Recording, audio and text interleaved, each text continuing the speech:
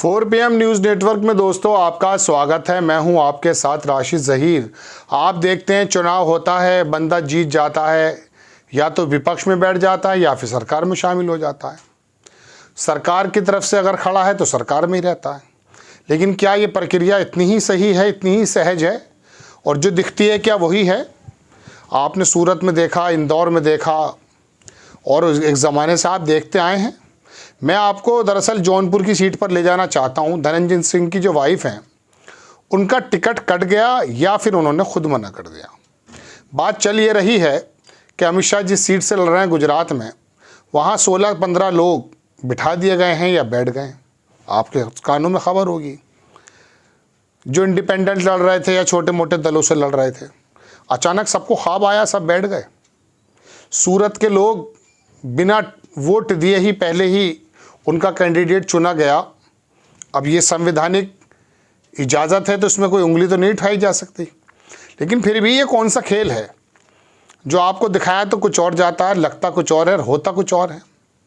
राजा भैया जो हैं, उनकी मुलाकात 3 तारीख में बेंगलोर में अमित शाह जी से हुई। उन्होंने खुद भी स्वीकार किया और बोले कि बड़ी अच्छी, बड़ी सौहार्दपूर्ण माहौल में मुलाकात हुई है।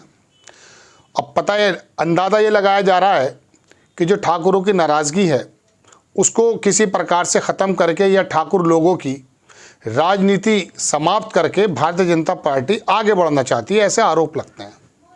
2 सीट ऐसी हैं दोस्तों, एक कौशाम्बी की है, एक और है, जहां राजा भैया का सीधा असर लोकसभा में पड़ सकता है। यदि वो, जैसा कि बताया जाता है, भारतीय जनता पार्टी का गमछा ओढ़ करके आ जाते हैं, अभी विधिवत रूप से तो नहीं आए हैं। ये बात दीगर है कि राज्यसभा का जब अभी चुनाव हुआ था तब भी, और 2018 में भी राजा भैया ने भारतीय जनता पार्टी के कैंडिडेट को ही सपोर्ट किया था। अखिलेश यादव से एक दिन पहले वादा करके चले गए थे वो। ऐसे ही धनंजय सिंह के बारे में कहा जा रहा है कि भारतीय जनता पार्टी के एक बड़े नेता से उनकी मुलाकात हुई है।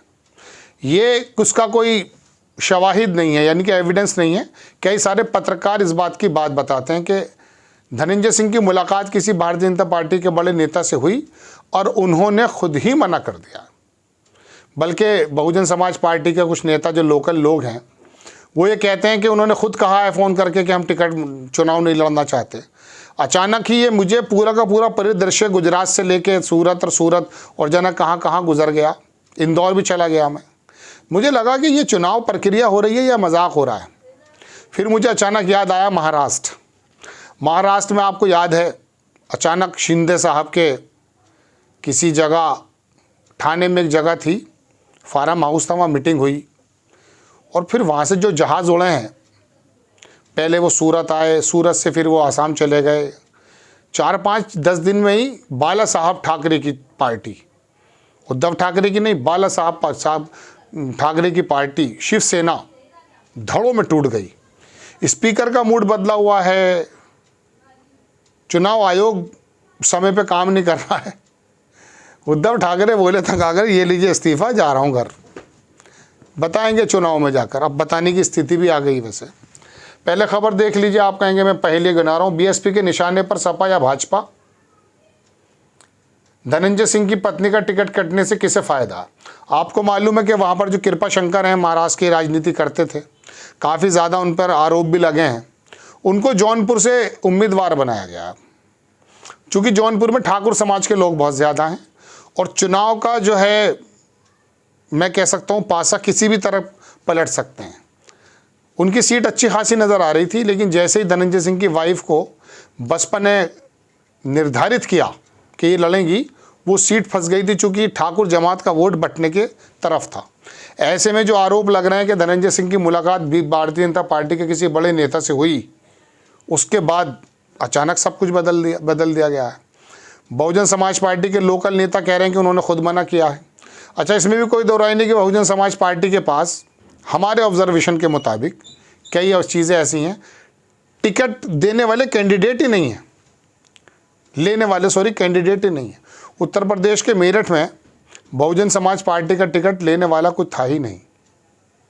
बहुत ढूंढ ढांड के निकाला गया। उसके जो कोऑर्डिनेटर हैं, मैं देखता रहता था, भागते रहते हैं, क्या हुआ, फलत से बात चल रही है, फलत से बात चल रही है, तो वो कंडीशन बनी नहीं पाई। एक यहाँ पर देवव्रत त्यागी हैं, उनको बुलाया, वो टिकट दे दिया। वो लड़ना भी नहीं चाहते, उनका ऑडियो वायरल हुआ कि साहब बड़ी गलती कर दी है मैंने बहुजन समाज पार्टी से टिकट लेकर के।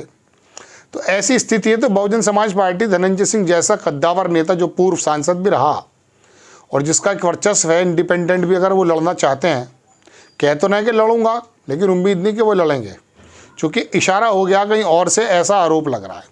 अब अगर ये इशारों की राजनीति चल रही है जनाब, अमित शाह की सीट पर से लोग बैठ जाते हैं और इंदौर हो या सूरत हो, वहाँ पर बिना चुनाव के चुनाव हो जाता है। बताइए, ये हालात हैं। तो फिर आपकी वोट का क्या महत्व है, मेरे विश्लेषण का क्या महत्व है? सरकारें बदलती हैं, कर्नाटक की सरकार देगी, गोवा की सरकार देखी हमने, मध्य प्रदेश की सरकार देखी। दुनिया जब कोरोना की बीमारी से, महामारी से जूझ रही थी, मध्य प्रदेश में सरकार बिगाड़ने और बनाने का खेल हो रहा था। तो अगर ये खेल हो रहे थे तो ये खेल बुरे नहीं है क्या?